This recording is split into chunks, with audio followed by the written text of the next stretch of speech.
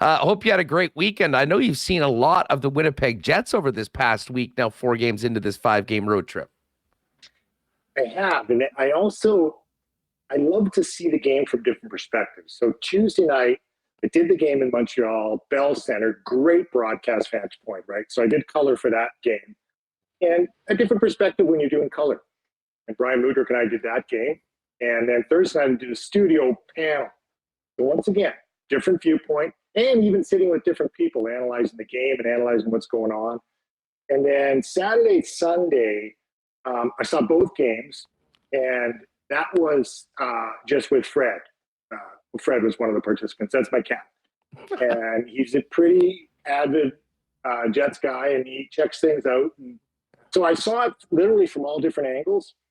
And, starting in Montreal, the least game of the four, if you're a Jets fan.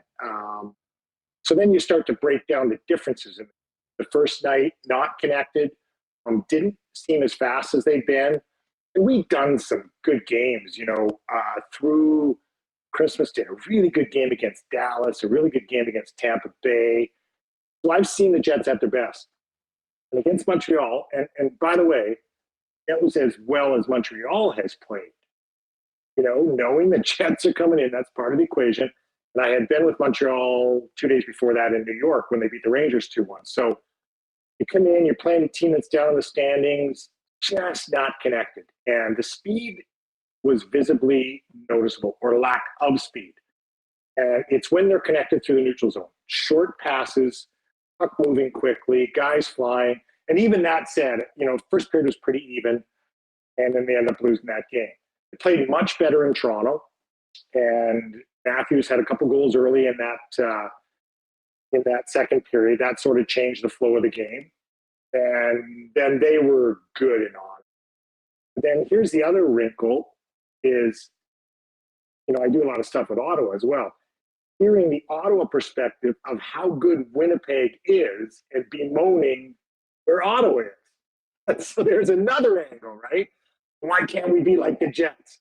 So I explained to them why they're not like the Jets. And then, of course, last night in Philly, you just got to win that game.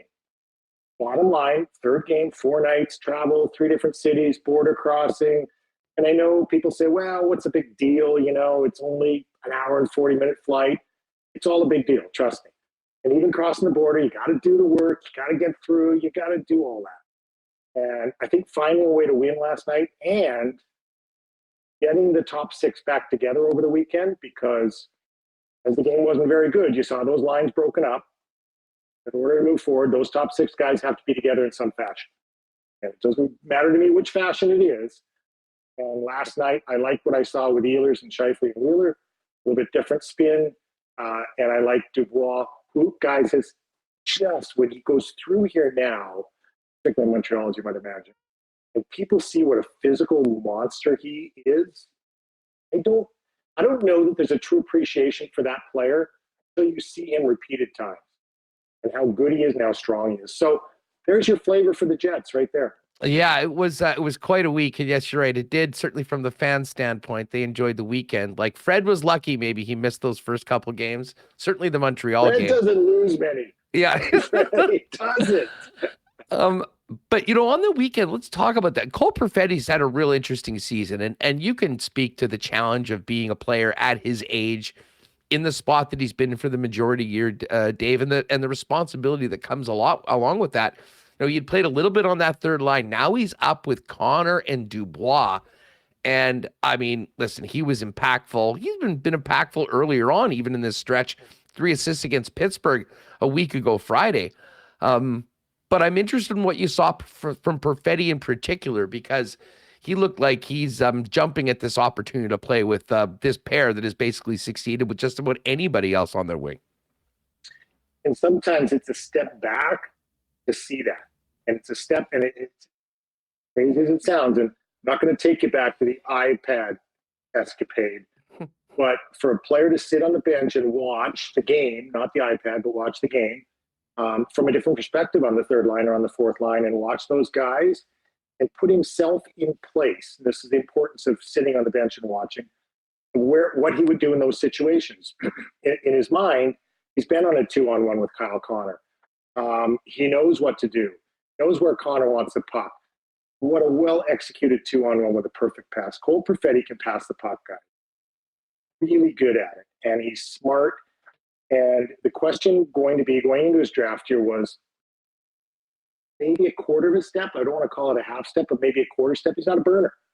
And when you see burners, you appreciate their separation, all the things they do. But he's really smart. So his mind accelerates his game and compensates for maybe being now a quarter of a step, an eighth of a step, whatever microfraction he is below the top speed burners. His mind compensates. I like this makeup, but I also like the fact that he has played with Scheifele and Wheeler, and you can do that.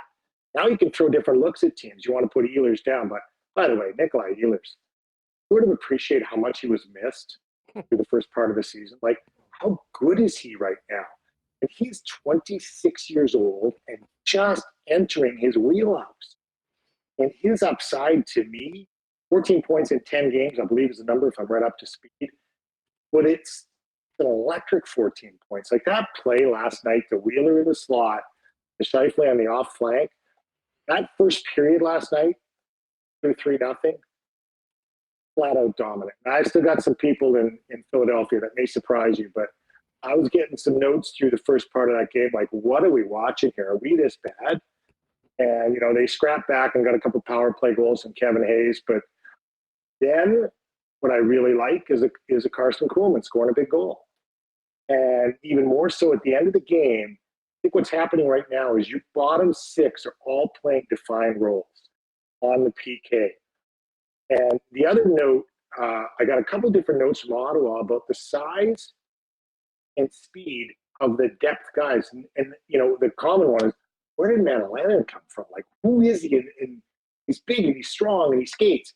And Kevin Stenlund, I knew more about from Columbus. I really like Stenlund. Stenlund couldn't stay healthy. And then Jonas Fialbi. So here's a line that's a free agent from North America, a free agent from Europe, and a waiver pickup in Jonas Fialbi, and who's picked up once before on waivers, put back on by Buffalo and sent back to Washington. So I sort of knew about them, but their speed and the way that they can do their jobs and kill penalties and save the big guys, for the other situations, I think is really important right now. Well, and that line was awesome last night, Dave. I mean, they really did stand out. And, from a Jet standpoint, listen, their special teams that's been a huge improvement this year. I mean, we can talk about the defensive structure, the connection to the power play, and the excellent penalty killing, of which those players have been a big, big part of. But earlier on, like at the start of this road trip, the one thing that the Jets hadn't had was much 5-on-5 scoring. You get all four lines to contribute the way they did last night. Obviously, a great thing for the team. But to your point, I mean, that fourth line and Kevin Stenlund, and to the chagrin of David Gustafsson, who's a little injured right now, the fact that he came in that first game and won a bunch of faceoffs, he earned some trust from Rick Bowness. And that often, Dave, I imagine, is exactly what a player in that situation needs to do. Go in, do some simple things right, get an expanded opportunity, and then make the most of it. And I think it's pretty clear Kevin Stenlund is a regular right now in this lineup, even if every member of the club is healthy. I would agree. And there's variables as well. Right shot. So now you've got he and Lowry on the ice at the end of the game. You've got both a left shot and a right shot, because the ability of the other team to move the face off on an icing call to either side, now you've introduced, another play. Now, it comes into play last night because Stenlund won a couple of draws. Think about that in a playoff series, Andrew. Think about when you got two guys you can put out at the end, not have to worry about your face-offs, both 50, mid 50-ish plus guys on the draw and on their strong sides. And so I really like the way these groupings are going, and top six, bottom six Sporting. Morgan Barron continues to be a good pickup. And that was one of those depth pickups, and I'll liken it to Neil Pionk, and he was the second player in the Trouba deal. Pionk was, and Barron was the second player in the Cop deal. That's good scouting. That's flat out good scouting. I hope some of the scouts are watching right now because that's good scouting. We can give them a little bit of a feather too. And, that's good communication and good scouting, and that's pushing for a guy, right? And the amateur guy's in there too, because the amateur guy would have watched Morgan Barron at Cornell, and, because he only had a brief stay with the Rangers. So it is shaping up well, noticeable, the size and speed of that contingency. Like, almost Fialbi looks like he's flying all the time. I think the hair has a little bit to do with it. Like, I do, okay? He looks like Fabio. Okay. So we're in. Jets played Montreal during the exhibition season. Am I correct? Yes, they did. Yeah. In Montreal. And we're doing the game.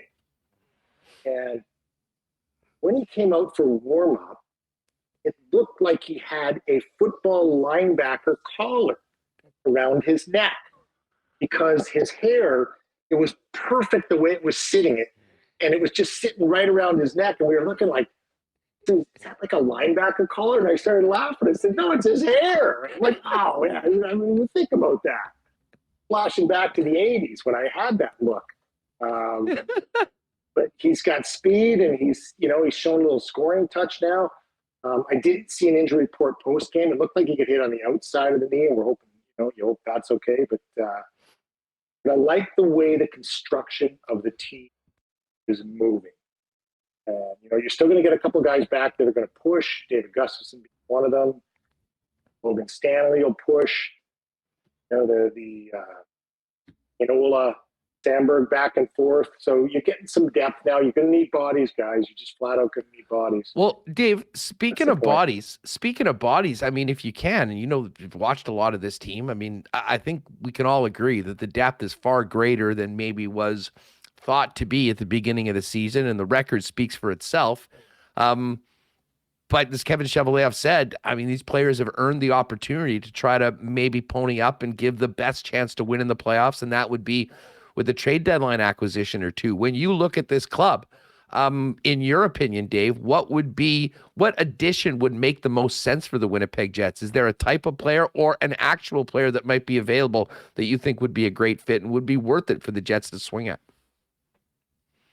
That's that group of UFA high profile centermen. There's 4 of them in that group that we put them in the.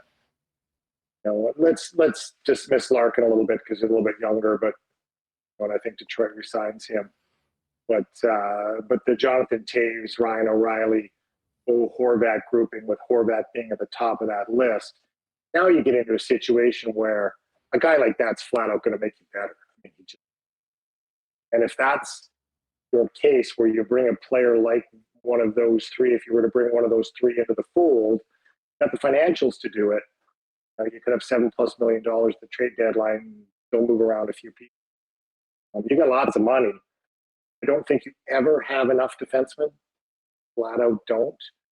And then selfishly, you allow yourself, as a manager, you have to allow yourself to have these thoughts that aren't presumptuous and aren't, too cocky's not the right word, but too confident. What if in the second round you saw blank? What if in the third round you saw blank? How do we diversify our team enough? Would that be another shot blocking, penalty killing? Although your penalty killing is number 2 right now in the league. There's a couple of shot blocking, penalty killing types of defensemen you'd love to have in your team that bring another element of toughness. What if you do run into that team? And so you're allowed to have those thoughts when you're sitting alone in your office, like I am right now, and you project ahead and you say, okay, if we matched up against a team like Dallas, who handles Jamie Benn in front of the net? That type of, bizarre thinking, the fantasy world, if you will. So I think you always welcome that type of player. And there's a couple guys in Montreal that probably, I'm going to say they're top 10 for sure. They might be top 6 or 7 today in shot blocking, and that's Joel Edmondson and David Savard. Now, Savard's a little different because he's got 2 years left after this one. Edmonton's got 1 year left. 3.5 million is a very doable number. There'll be a lot of guys in on those guys.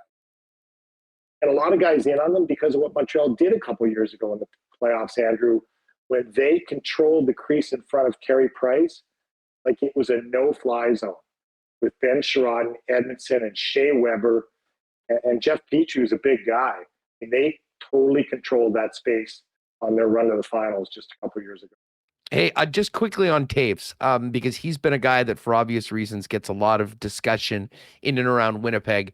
The resume speaks for itself, the incredible experience, the rings in the jewelry box. But at this point, Dave, what sort of a player, how effective could Jonathan Toews be? And if he does come in, is he a guy that maybe goes on the wing with a player like Scheifele and they can split faceoffs, as you mentioned? Or is he a center, you stick him in the middle, and all of a sudden you've got Dubois, Scheifele, Toews, and Lowry, and you're running four significant players, no matter who's out on the ice? You'd like to present that to your coach in a conversation. Can you imagine walking in and saying, hey, here's what I'm thinking. What do you think? Rick Bones is having his morning coffee in there with Scotty, and it's going, yeah, we think. And that would be a luxury you would love to have. I think the pedigree of a Jonathan Toews type of player separates himself so much. And you know what? It might only come into effect 4 key moments during a run, 6 key moments during a run, maybe a big shorthanded goal. It may be a moment when he grabs someone before a game. And, you know, in my leadership role in Philly, I had some guys behind and around me, Andrew, that would grab me, quite frankly, and even young guys, and one of them is now the head coach of the Vancouver Canucks, and grab me and say, you know, here's what we need right now. We need someone to stand up in the locker room and say this, and you can say it. And then we work through what that saying was. One time it was before a playoff series, when some guys hadn't seen the ice, and I remember saying to Kenny Reggett, Kenny, you know, you may very well not see the ice again this year, but there may be a time when we need you. And Hextall went down and Reggett went in and beat the Penguins. When the year before Mario started winning his cups. And so, you know, I think that's where Jonathan Toews brings an invaluable set of skills, both on and off the ice. And if a player like that were available, I am flat out interested.